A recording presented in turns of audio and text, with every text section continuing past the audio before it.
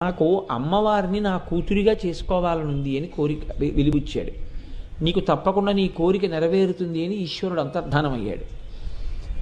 ఆయన అలాగే అనుష్ఠానాన్ని కొనసాగిస్తున్నారు. ఒకరోజు బోసి నవ్వులు నవ్వుతూ అత్యంత సౌందర్య రాశి అయిన ఒక చిన్న పిల్ల ఆయన కన్నులు మూసుకుని ఉండగా పాక్కుంటూ వచ్చి ఆయన తొడల మీద చెయ్యి వేసి ఆయన్ని బహిర్ముఖుణ్ణి చేసింది.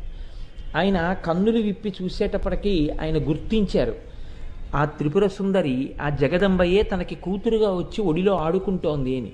కాత్యాయన మహర్షికి కుమార్తెగా వచ్చింది కాబట్టి అలా చంటి పిల్ల రూపంలో వచ్చి మహర్షి ఒళ్ళో ఆడుకుంటున్నటువంటి ఆ తల్లి పేరే కాత్యాయిని. ఆ కాత్యాయినికి యుక్త వయస్సు వచ్చింది. యుక్త వయస్సు వచ్చినప్పుడు ఆ కాత్యాయన మహర్షికి ఈమెకి భర్తని తీసుకొచ్చి వివాహం చెయ్యాలి.